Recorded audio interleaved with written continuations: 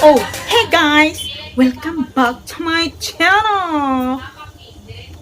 That's right, it's my channel. I'm back from my channel and I'm in my kitchen because I'm gonna show you how I make my my carrot cupcake, and it's really healthy and delicious, and I know you're gonna love.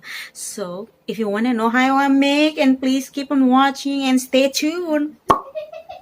Here are the ingredients, guys. I'm gonna mix first the dry ingredients. So you will need flour, baking soda, cinnamon powder, and salt, and also walnut.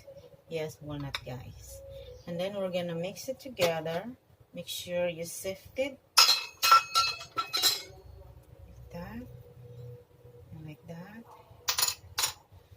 Just sift it together and then put the walnut. Anyway, guys, all the exact measuring, whatever you call, I'm gonna put it on my description box para sa eksaktong amount of the measure paulit-ulit. Right? So set that aside. And now we're gonna make the wet ingredients. In another bowl.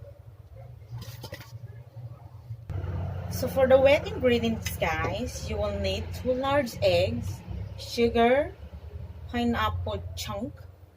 I got the chopped one or crust, and then canola oil. And then we're gonna put the eggs first to mix it up. Nanonosebleed na ako. Mix it, mix it. Along with the oil. Ang muffins, guys, is really easy to make. See, you don't need a mixer or whatever you call. You just need the, anong tawag dito? Basta whisk, whatever. And then put the pineapple along with the sugar. Just mix them together. Mix slow. Then it's about time to add the vanilla to make it really smell so good. 1 teaspoon. Then mix it all together. Make sure that you preheat your oven for 300 Fahrenheit and 150 Celsius. And then we're gonna bake this for 20 minutes. Basta make sure that you preheat already.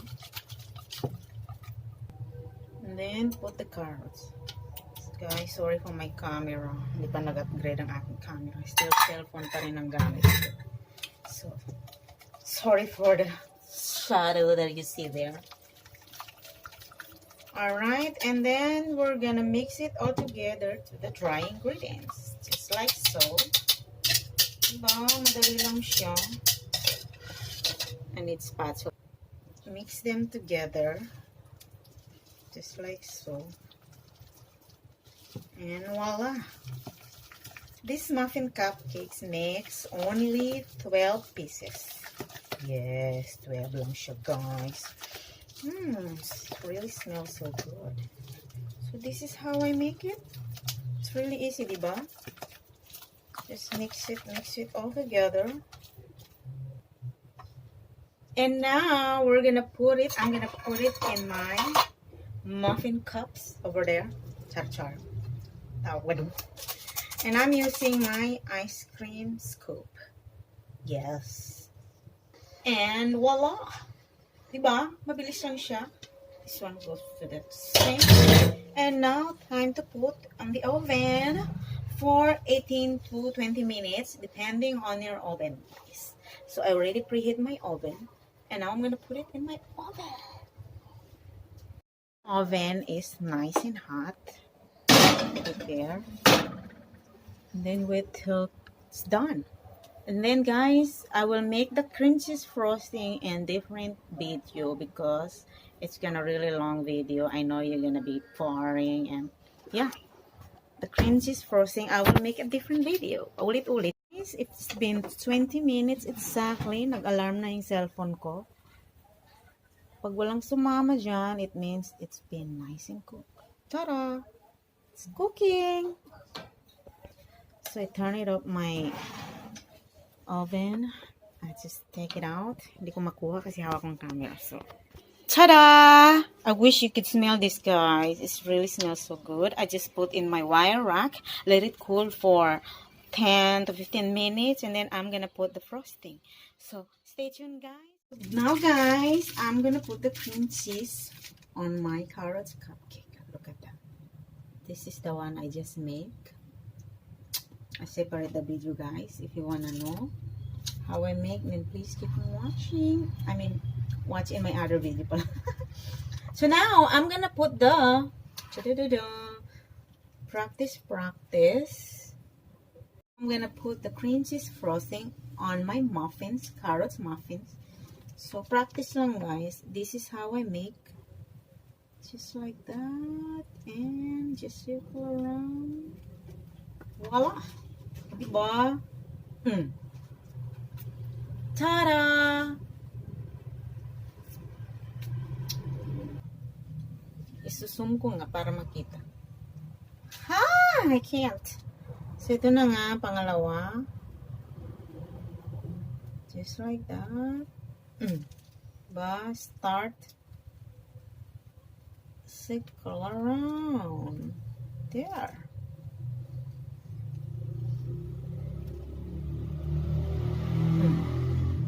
So, voila! Ta-da! Now I'm gonna put sprinkle on the top to make it take our decoration. Ping, ping, ping on. Ba? Let's just make it fun. So guys, that's how I make carrots cupcake. If you can do it at home, it's really easy and make it fun. Oh yeah, at mabubusog ka pa. It's really healthy. Kids like it. Healthy and fat, char.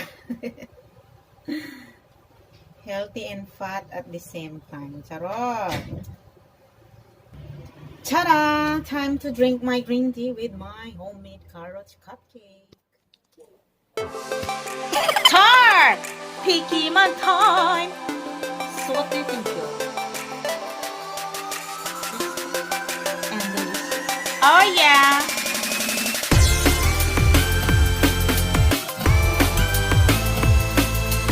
So that's it for now, guys.